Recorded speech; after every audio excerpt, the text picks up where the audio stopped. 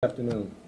As you all know, this past Saturday, probably the worst nightmare of a parent and of a community was realized in the abduction of a child. But also this past weekend, sometime thereafter, the parent prayers and the prayers of the community were heard, and that child was returned.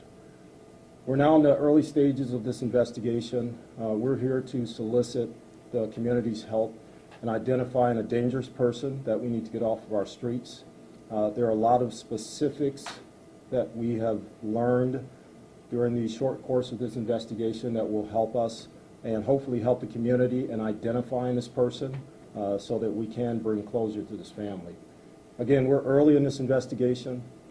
We do want to ask that there have been statements made by a lot of people, family included, but we do want to ask the community and the media especially to kind of give them a little latitude, a little room here in the next few days, and really push our message out there to the community that you're going to get a lot of information today, and every little bit of information that you can feed back to the division and to our partners at the FBI is helpful in getting a very, very dangerous person off of our streets. So with that, I'm going to turn it over to Commander McPike, and he's going to get into a few more of the specifics. Thank you, Chief. Good afternoon, everyone. I'd like to address the community out there, the people that are watching this program. As Chief Williams said, a tragedy occurred early Saturday morning, and it breaks my heart to think of what this young girl went through while she was away from her family. So I know all of us in this room and out there watching this program send our thoughts and prayers to the family. But there is something that somebody out there can do. We have some pretty good information that the victim provided. We're going to give that to you today, and we want you to call in and help solve this case. Okay? The suspect is described as a white male with light brown hair and a neatly trimmed beard. He's about 5 foot 10 inches tall. He had at least one tattoo and is wearing a red or maroon hoodie. The suspect may have been seen in the area of the abduction, which is West 104th Street and Western Avenue, a week prior to the abduction. Do you know anyone that resides in a brick house with a white door and black front porch railings? The suspect arrived early at the residence, approximately 5 a.m., likely spent the entire day in a room in the residence, and left later that evening on still Saturday. Do you know anyone that has some type of mural, wallpaper, a picture on the bedroom wall that contains a moose or deer with grass and trees? And there are 2 likely witnesses who did not realize what was going on in the home that they shared with this man. Our victim advised us that a black man and a brown woman were also located in the residence where she was taken. However, the victim was likely concealed when she was taken into and from the residence, and she does not believe these 2 adults saw her. According to our victim's recollection, the woman was cooking on Saturday and even knocked on the bedroom door to tell her abductor that she was cooking. The 6-year-old was told to hide while the suspect was interacting with the other adults in the home. We believe it is very likely these adults, again described as a black male and a brown female, in a residence with a white male and a beard, have no knowledge of the victim being in their bedroom. We are asking them to call law enforcement immediately.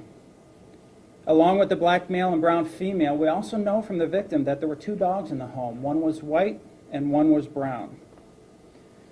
We would also like to speak to anyone in the area of West 104th Street and Western Avenue on Saturday morning between 3:30 and 4:30 a.m. If they were out, we'd like them to call, as well as around West 140th Street around 9:15 Saturday night. If they were driving or walking those areas, please give us a call. Although the victim is now safe, it is important to locate the suspect so no additional children are harmed. Please take a close look at these important clues and give law enforcement a call with any information you have. Due to the length of time she was held, we are asking that the public from both Cleveland and the surrounding communities review this information and call. There is a special confidential tip line that's been set up. It is 216-622-6842.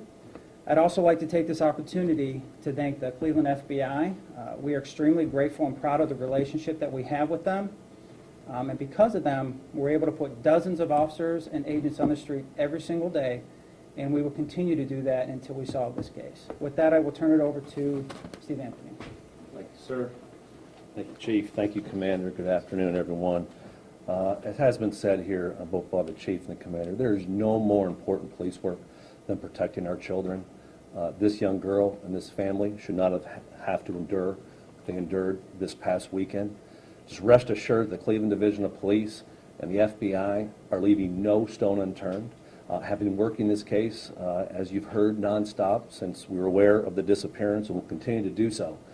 Unfortunately, it has not led to the arrest and apprehension of the person that committed this terrible act. So, as the Chief and the Commander have set forth some very specific details, that we're very confident that this could spur somebody out there in the public, in our area, to call in and provide those critical clues needed to solve this case. So we need the public's help, and that's exactly what we're pleading for today. One of the additional things we're doing the tip line, as the Commander mentioned. I'll repeat that number in a second, but we're also offering a reward up to $10,000 for information that would lead to the arrest of this individual. Although this young girl has been recovered and has went through the ordeal that she has, as the Commander said, it's incumbent on all of us to make sure that this person is put behind bars before he does anything else to any other member of our community, especially a child. And that's what our commitment, and that's what we intend to do. So again, the public, look at these clues. If you have any information, provide it to us. Let the investigative team of the Cleveland Division of Police, the FBI, and others, they'll sort it out, they'll figure it out, and work everyone as they come in. But this is not the time to hesitate. There's been, again, some very specific information as some possible people that have some knowledge of what happened, and some other specifics that the Commander mentioned. And again, we're confident that somebody out there knows something, and we need them to call. So that number again, 216-622-6842. Again, 216-622-6842. Thank you. And over to Jen.